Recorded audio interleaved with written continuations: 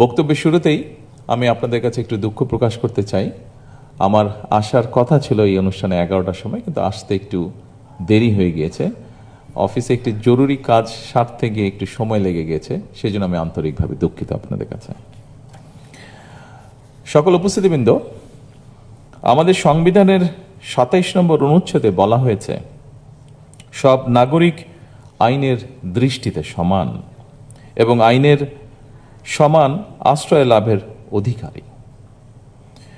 আমাদের সংবিধানের এই বিধান জাতিসংঘের মানবাধিকারের সর্বজনীন ঘোষণাপত্রের 7 অনুচ্ছেদেরই প্রতিফলন। বর্তমান সরকার বিশ্বাস করে অ্যাক্সেস টু জাস্টিস প্রতিটি নাগরিকের সাংবিধানিক অধিকার। রাষ্ট্রের কোনো নাগরিক অর্থের অভাবে আইনের আশ্রয় কিংবা ন্যায্য বিচার থেকে বঞ্চিত থাকবে, এটি একটি গণতান্ত্রিক রাষ্ট্রে কোনোভাবেই কাম্য বা প্রত্যাশিত নয়। রাজনৈতিক প্রতিহিংসার শিকার হয়ে আমাকেও দীর্ঘদিন কারাগারে থাকতে হয়েছে। তখন আমি নিজে কারাগারে এমন অনেককে দেখেছি যারা শুধুমাত্র আর্থিকভাবে অসচ্ছল হওয়ার কারণে বছরের পর বছর ধরে বিনা বিচারে কারাগারে থাকতে বাধ্য হচ্ছেন বা হয়েছেন। আর্থিকভাবে অসচ্ছল হওয়ার কারণে বছরের পর বছর ধরে বিনা বিচারে কারাগারে থাকতে বাধ্য হচ্ছেন বা হয়েছেন। একজন মানুষ অর্থের অভাবে ন্যায় বিচার থেকে বঞ্চিত হওয়া একটি গণতান্ত্রিক রাষ্ট্রের কাম্য নয়। অবশ্যই এমন বাস্তবতায় আজকের এই আলোচনা বিশেষ তাৎপর্যপূর্ণ। অবশ্যই সম্মানিত উপস্থিতিবৃন্দ, যে কোনো রাষ্ট্র এবং সমাজের অগ্রগতি ও শান্তির ভিত্তি হচ্ছে ন্যায় বিচার। সব যুগেই মানুষ যা চেয়েছে তা হলো বৈষম্যহীন একটি সমাজ ব্যবস্থা, যেখানে তারা সমমর্যাদা এবং অধিকার নিয়ে বসবাস করবে। সমতা, সহমর্মিতা এবং পারস্পরিক আস্থা একটা ন্যায়ভিত্তিক সমাজ প্রতিষ্ঠার জন্য অবশ্যই অপরিহার্য। সুতরাং আমি বলবো, ন্যায় বিচার শুধু আদালত বা আইনের বিষয় নয়, এটি একটি মানবিক ও দায়িত্বশীল রাষ্ট্র ব্যবস্থার মূল শক্তি। স্বাধীনতার ঘোষক শহীদ রাষ্ট্রপতি জিয়াউর রহমান বিচার বিভাগের স্বাধীনতা ফিরিয়ে দিয়ে দেশের ন্যায় বিচার প্রতিষ্ঠার শক্ত ভিত্তি স্থাপন করেছিলেন।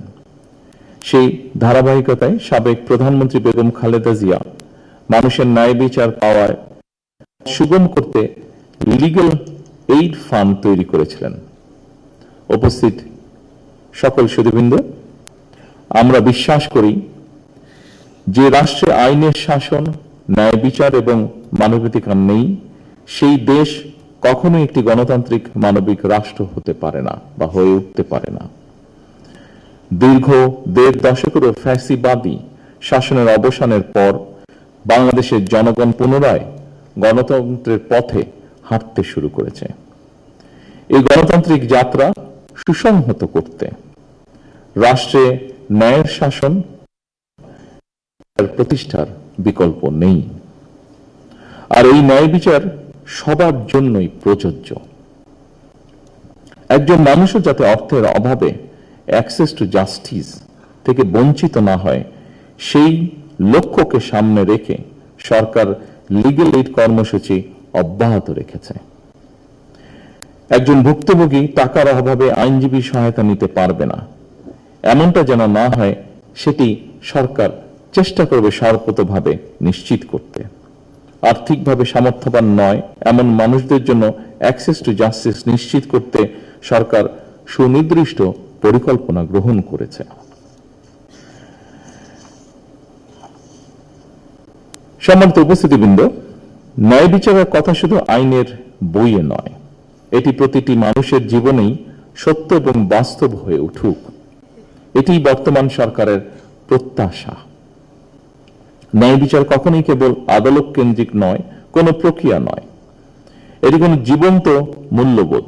এটি একটি জীবন্ত মূল্যবোধ যা রাষ্ট্রের প্রতিটি নীতি, প্রতিটি সিদ্ধান্ত এবং প্রতিটি প্রতিষ্ঠানের কার্যক্রমে অবশ্যই প্রতিফলিত হওয়া প্রয়োজন। ন্যায়প্রণতা তখনই অর্থবহ হয়ে ওঠে যখন আইন মানুষের উপর প্রয়োগের একটি যান্ত্রিক উপায় না হয়ে বরং তাদের মর্যাদা সংরক্ষণ এবং প্রাপ্ত অধিকার নিশ্চিত করার একটি গভীর নৈতিক অঙ্গীকারের রূপ নেয়। বাংলাদেশের রাষ্ট্র গঠনের ইতিহাসেও এই ন্যায়বোধ একটি শক্তিশালী প্রেরণা হিসেবে কাজ করেছে। যেহেতু ন্যায় বিচার প্রাপ্তি প্রতিটি মানুষের সাংবিধানিক অধিকার, যেহেতু সেই অধিকার যাতে প্রত্যেকটি মানুষ চর্চা করতে পারে, তাদেরকে সরকার যথাসাধ্য লিগ্যাল এইড দিবে। এই লক্ষ্যে ইতিমধ্যে সরকার সংশ্লিষ্ট বিধিবিধানের প্রয়োজনীয় সংশোধন এনেছে। সম্মানিত সকল উপস্থিতিবৃন্দ, সারা বিশ্বে একটি কথা বিশেষভাবে প্রচলিত, সেটি হচ্ছে justice delayed is justice denied, অর্থাৎ বিচার বিলম্ব মানেই বিচার অস্বীকার। এই বাস্তবতা মাথায় রেখে লিগ্যাল এইডের মাধ্যমে মামলার আগেই মধ্যস্থতার মাধ্যমে বিরোধ নিষ্পত্তির উদ্যোগ নেওয়া হয়েছে, যার একটি ঘটনা আমরা আজকে এখানে শুনেছি। এই ব্যবস্থার মাধ্যমে ইতিমধ্যেই দেশের বিভিন্ন জেলায় কয়েক হাজার বা তারও বেশি হবে, হাজারেরও বেশি হবে, বিরোধ বিবাদ স্বল্প সময় এবং খুব কম খরচে আদালতের বাইরেই নিষ্পত্তি করা সম্ভব হয়েছে। অনেক ক্ষেত্রে কয়েক মাস বা বছরের পরিবর্তে বরং কয়েকটি বৈঠকের মাধ্যমেই সমস্যার সমাধানগুলো করা সম্ভব হয়েছে। এতে আদালতের উপর চাপ কমেছে, সরকারের খরচও হ্রাস পেয়েছে। অনেক সময় মানুষ সমস্যায় পড়লে প্রাথমিকভাবে সঠিক পরামর্শ না পাওয়ার কারণে একদিকে সাধারণ বিরোধ বড় হয় এবং পরবর্তীতে তা জটিল রূপ ধারণ করে। ফলে অনেক সময় মানুষ বিচার বিমুখ হয়ে যায় কিংবা ন্যায় বিচার থেকে বঞ্চিত হয়। সুতরাং মানুষ যেন সহজে প্রাথমিক আইনি পরামর্শ গ্রহণ করতে পারে, এক্ষেত্রে সরকারের লিগ্যাল এইড হেল্পলাইন আরো কার্যকর ভূমিকা রাখবে বলে ব্যক্তিগতভাবে একজন নাগরিক হিসেবে আমি সেটি আশা করি। সম্মানিত সকল উপস্থিতিবৃন্দ, প্রতিটি মানুষের মনে এমন বিশ্বাস থাকতে হবে যে জনগণের যে কোনো প্রয়োজনে রাষ্ট্র তাদের পাশে রয়েছে। লিগ্যাল এইড সেই বিশ্বাসেরই একটি প্রতিফলন বলে আমি বিশ্বাস করি।